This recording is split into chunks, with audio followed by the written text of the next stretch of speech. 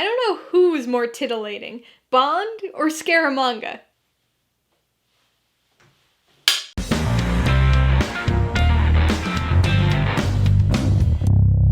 Hey everybody, welcome to Mainely Movies. Today we're going to be continuing my 007 review series with the 9th James Bond film, 1974's The Man with the Golden Gun.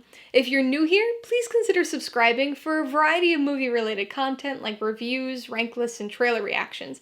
All of my reviews include a breakdown of the pros and cons, my rating, and some tailored film recommendations, so be sure to watch through to the end of this video for all of that extra content. The Man with the Golden Gun stars Roger Moore, Christopher Lee, and Britt Ekland, and was directed by Guy Hamilton, his 4th and final Bond film. Based on Ian Fleming's final Bond novel of the same name, it tells the story of MI6 agent James Bond, played by Roger Moore, who is sent to find the key component of a solar device, despite having been targeted by the Man with the Golden Gun, assassin Francisco Scaramanga, played by Christopher Lee. 3 nipples, huh? Well, if that doesn't set the tone for a movie, I don't know what will. Superfluous nipple comments aside, The Man with the Golden Gun is a pretty by-the-books Bond film. Roger Moore returns for his second outing as the titular character, and it was nice to have a little consistency brought back to the franchise after the series of actor swaps we've had over the last few films. Of course, consistency is a term I use pretty loosely when talking about the Bond movies. The over-the-top genre-mixing tone of the previous installment gets dialed back a bit, and no true supernatural or mystical elements grace the plot this time around, which is a bit more in line with what we typically see from the franchise. Additionally, there are only a handful of goofy machines or pieces of tech, meaning this film presents a fairly straightforward and mostly grounded tale. Provided, of course, that you think car planes and funhouse shootouts are grounded. In the context of Bond, though, I think it's safe to say that they are. Even though the story mostly falls into the typical Bond category, I really appreciated the attempts to switch up the standard plot by making Bond a direct target of the main villain.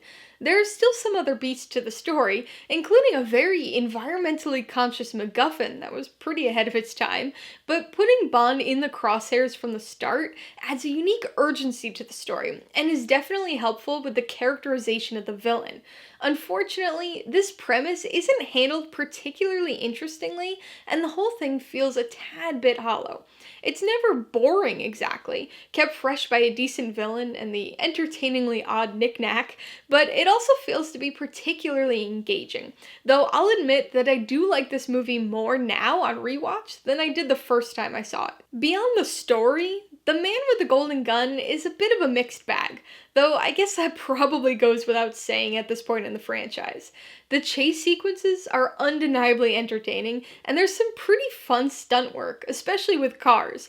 The locations are also pretty nice. It's a Bond movie, so of course we're back on the beach, but at least it's not in the Bahamas, and there are some cool sets like the shipwreck and the funhouse lair. Unfortunately, for as many positives as there are here, there are just as many questionable choices.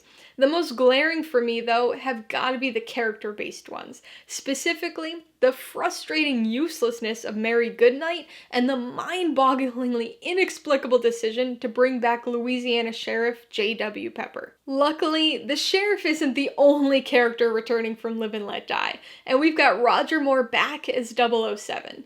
He seems more at ease in his role as Bond here, but I actually find him less compelling than in his first outing. The moments of beleaguered uneasiness in Live and Let Die can be easily chalked up to the extreme fish-out-of-water scenarios the character's placed in. Here, he's in the typical Bond element, but comes across a bit flat. That may largely be due to his frequent pairings with Sheriff Pepper and Goodnight, though, cause something changes when he's dealing with Scaramanga, and these moments are some of the best in the film. At first glance, Christopher Lee seems like an odd casting choice, even if you don't take into account the nubbin, but it becomes clear pretty quickly that it was actually a brilliant casting move. He's physically imposing when put side by side with Bond, but isn't just some generic thug or over-the-top scheming mad scientist. He's mildly eccentric, but is probably the most evenly matched villain Bond's encountered since Red Grant in From Russia with Love. In fact, Scaramanga's gun-based assassin qualities provide more of a connection and allow the two characters to really go toe-to-toe as mirrored personas of each other. Alright, let's talk about the pros and cons. Pro number one is definitely Scaramanga. Not only is Christopher Lee's performance one of the best and most even villain portrayals we've had in the franchise for a while, but the interplay between him and Bond is really interesting.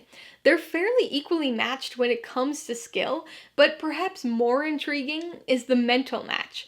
Bond and Scaramanga are essentially two sides of the same coin, and they have this oddly comfortable rapport with each other for antagonists. We can view them as the light and dark, good and bad versions of each other, but this film raises some interesting questions about Bond and his methods.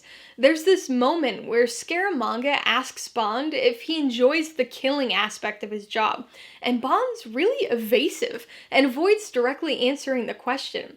The film doesn't really delve into that too much more, but I thought it was a really interesting interaction that could have only come about because of this pairing of Bond and Scaramanga. The second pro is kind of a minor one, but I thought the solar energy aspects of the plot were really interesting. The Icarus machine's pretty silly, and the Solex agitator is certainly more of a MacGuffin than anything else, but the whole concept was kind of ahead of its time. This movie came out right in the middle of the environmental movement, and it's pretty cool to see things like that get drawn into Bond. And a little sad when you think of where we are now, despite the things we've known well enough to be incorporated into pop culture since 1974. As far as the cons go, the biggest issue is easily Sheriff J.W. Pepper. Why is he in this movie? He's absolutely one of the worst parts of Live and Let Die, yet they brought him back. And not just for one little tiny cameo. He's in a decent chunk of the movie and has a really extended sequence with Bond.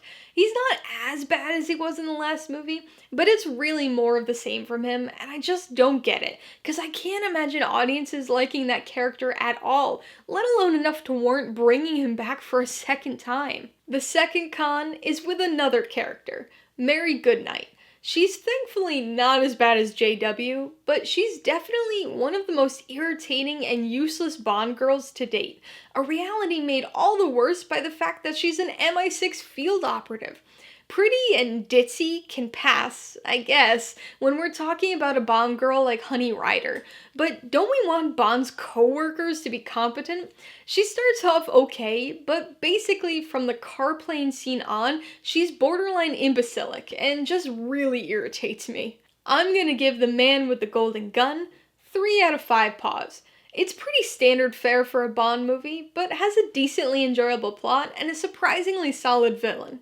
I would recommend The Man with the Golden Gun to people looking for a good mid-era Bond movie. It's not among the franchise's best, but it's far from the worst. So if you're in the mood for a decent, more-era film that isn't too over-the-top with its silliness, this might be for you.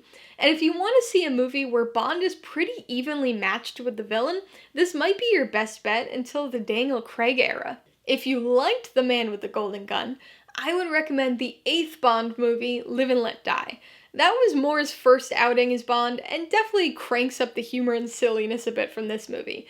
And if you like J.W. Pepper, you'll get plenty more of him in that movie.